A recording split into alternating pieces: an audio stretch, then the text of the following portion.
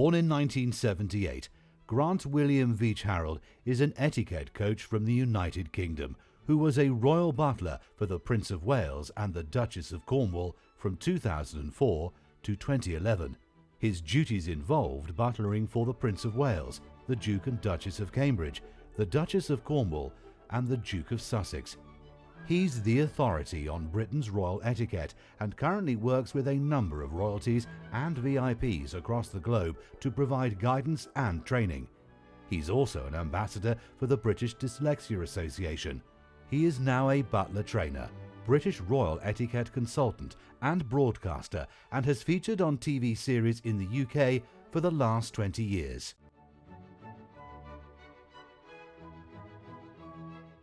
One of the kind of questions people tend to ask me is why the Royal Butler? Where did this kind of come from? Obviously, being a Royal Butler for members of the British Royal Family, you already have that kind of connection. You have that kudos. You know, people, when they write about you, they always say former Royal Butler. Around about 2014, I'd actually thought it'd be quite fun to actually use it as the kind of working kind of caricature title, if you like. And I'd already a few years before mentioned, you know, I was thinking of doing this with social media with the Royal Household, and that's what kind of prompted me to do it. So initially I did it on my social media, but then I thought it'd be quite fun to kind of carry that on. And the Royal Butler has very much become more of a, as I say to people today, it's more of a caricature thing. So if you look at my, for example, my YouTubes or some of my television work, if it's under myself, it's quite serious or factual. When it's under the Royal Butler, it's got more of a kind of fun, humorous element to it. It's a bit of kind of comedy, if you like, but still in a kind of I kind of class it a bit like Dame Edna, the kind of Royal Butler who's everyone's butler, but they had to teach us all how to behave when it comes to acting like a royal or etiquette. And then the other thing is obviously is etiquette still, is it relevant? Is it still relevant in the world we are in today? And I think it is. I think more than ever, I've noticed more clients from Asia and from Europe and from the States, United States of America, who are all very, they're quite keen and interested to know how we do things in the UK and how we've developed these etiquettes. And so I now kind of teach all of them, and I found that my client base has been growing substantially in the last couple of years. So it's quite interesting just to see the demand that's coming in off the back of things like The Crown, Downton Abbey, because again, they've watched these programs, they've seen the etiquette protocols and traditions, and they want to kind of be able to kind of do it the way they see them doing it, the royals doing it, and the aristocrats. When you're meeting somebody, you've got the rule of 30 seconds. But I think what's important is to be yourself. And what I mean by that is the mistake people make is they try to be something they're not. They start worrying about what to say. Do they shake hands? Do they bow? Do they curtsy? If it's a royal, if it's in a normal situation, who does the kind of introduction? And I think the golden thing to remember is just be yourself, be relaxed, be calm, even with a royal or a VIP or a dignitary. Just be yourself, be relaxed. And then if you can remember the kind of etiquette and protocol, so with a royal, they offer the hand first when we can do handshakes, if and when we can do handshakes. And also they begin the conversation, so you let them lead the conversation. In a normal situation, it's very different. If you're going with old etiquette rules, you let the lady offer the hand and then the conversation. But then again, it could also be the most senior person.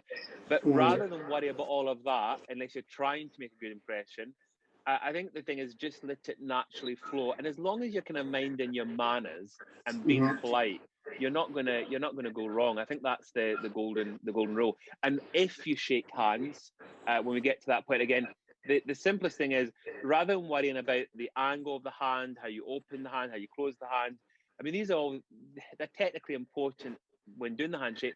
The biggest thing is make sure your hands are clean. Make sure there's nothing on them. It's those kind of practical things that people exactly, and that's what people forget. They're so concentrated on how to do the handshake they probably touched something, or they might have picked something, their hand could be sticky or could have germs, and they haven't thought about that. And so they do the handshake, and then it's only afterwards they're like, oh, actually, my hand wasn't clean. So I think rather than worrying about those kind of things, it's just being yourself, thinking of the basics, and staying relaxed.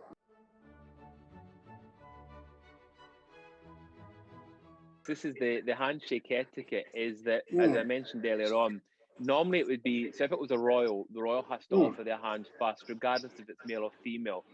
If it's in a normal situation, normally the lady offers a hand first, or it can be the most senior. So again, it could be a titled person, a senior politician, prime minister, president. They offer the handshake first. When it comes to the actual handshake and the hands meet and the fingers wrap round and the thumbs down, you do 2 to 3 pumps only. I think it's just because if you think about it, if you shake somebody's hand and you're say, you're doing, how do you do to each other, or hello, and if you think about 1, 2, 3, it's more than enough time. If you're still going 4, 5, 6, 7, it's a little bit as if you're not going to stop. I always say it's like piping up a bicycle. You look like you're pumping up a bicycle tire because you're just carrying on doing it. So I think 2 to 3 is if you go into 4, it's not the end of the world. I think it's just a good kind of rule to remember. The problem you could have is if the other person doesn't let your hand go, then you've got to because you can't just stop. Otherwise, your hands are just, you're holding each other's hand, which I've seen happen as well. So you've kind of got to go with their lead, but normally 2 to 3 and then hands to the side. And as I mentioned earlier, it's making sure, the most important rule is making sure your hands are clean. And at the moment where we can't do handshakes, I'm saying to people, follow what Prince Charles has been doing, which is the namaste, with the hands together. I know I've seen the younger royals do the elbow, but I just think I don't really see the Queen. The Queen doesn't need to do anything. That's the wonderful thing about being the Queen. She literally does not need to shake hands. That is a simple for her. With Prince Charles, obviously he could do the same, but he's opted for this, which I think is quite a nice idea, a nice touch. And the thing also with clients again from Asia, as you mentioned, with Chinese and Japanese clients, obviously the bow. And I've also noted, as you'll know, with business cards as well, it's very much done in a certain way.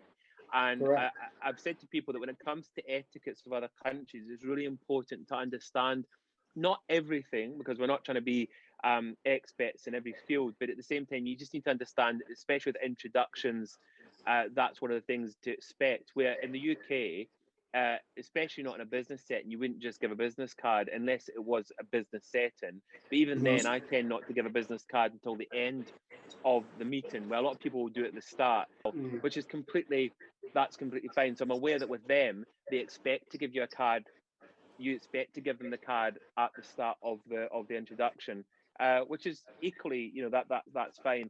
That's why I think it's just important to understand a little bit about the different traditions, protocols, and etiquette with other countries.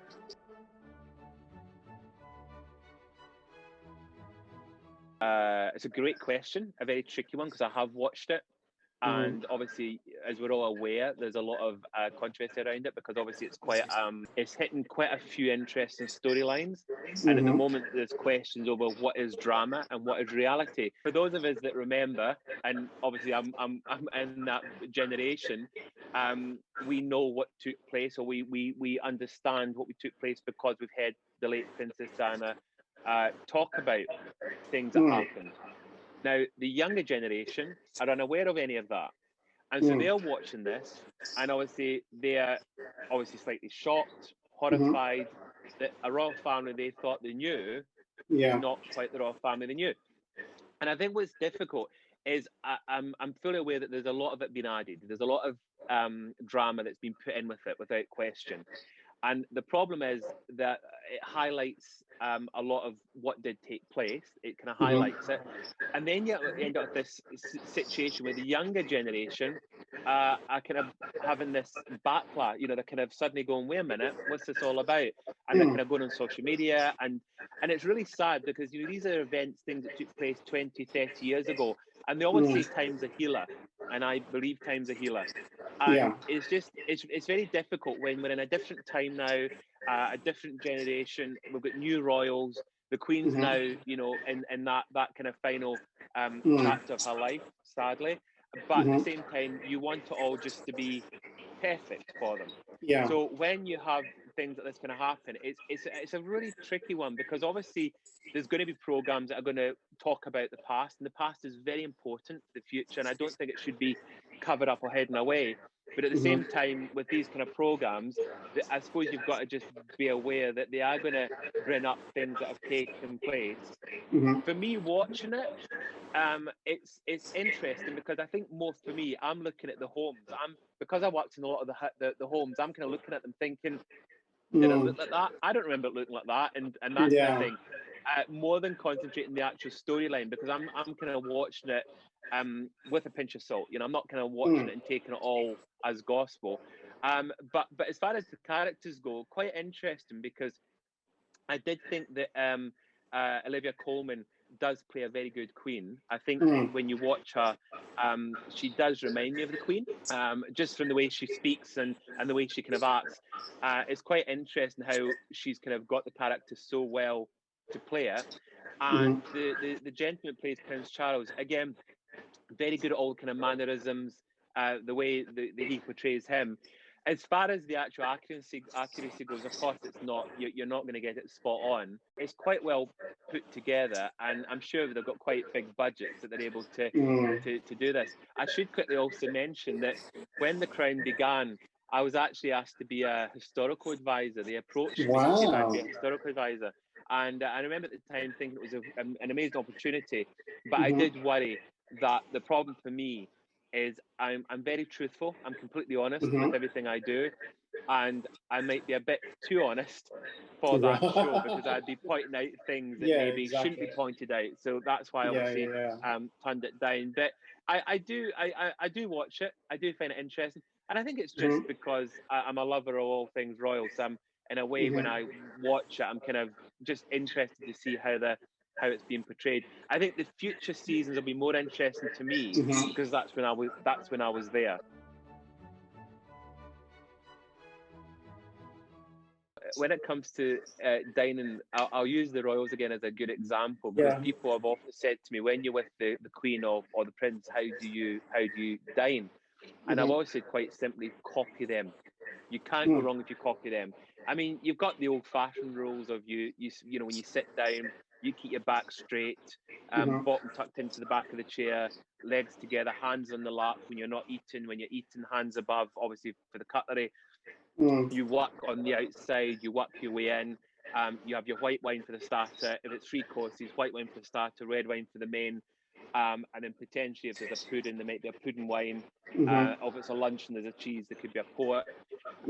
So those are the kind of golden rules. But on saying that, every meal can be very different, and you can have different courses and different wines, different etiquettes, and that's why you've got, again, to follow what the royals do. There's also another tradition that I've noticed within aristocratic homes, where for the start in the main course, you speak to the person on your left. So the host would start, and the host would speak to the lady, normally a lady on his right, sorry.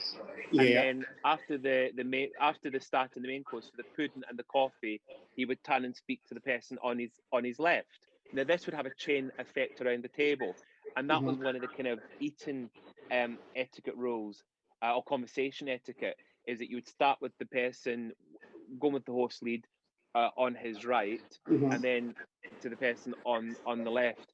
And that's something that a lot of private homes still do. So you might not be aware of that, but again, as soon as you sit down and conversation starts, it normally just adjusts and works out beautifully. It's quite interesting when you see it done.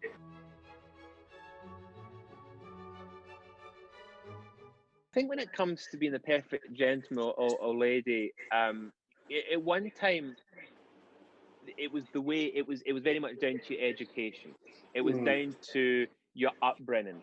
It was down to your background. But then on saying that, you didn't need to be from a stately home to act as a lady. You could be from any kind of background. But it was very much, I think, at one time, without question, it was a status thing. Where today, those barriers, I think, don't really exist. I mean, anyone can be a gentleman lady. It's just down to the individual. It's down to common courtesy, politeness, kindness. These are the traits today. It's not how good your education is. To my mind, it's about how kind you are to other people, how you interact with other people. Those kind of old rules that a gentleman would stand up if a lady walks into the room. Now, I think that's still a lovely tradition. But at the same time, ladies might do that. There's nothing to say a lady doesn't want to do that for a gentleman walking into the room. That's the wonderful thing about evolving etiquette and manners. To do those kind of things, be respectful of each other, be kind to each other. That's really what it comes down to.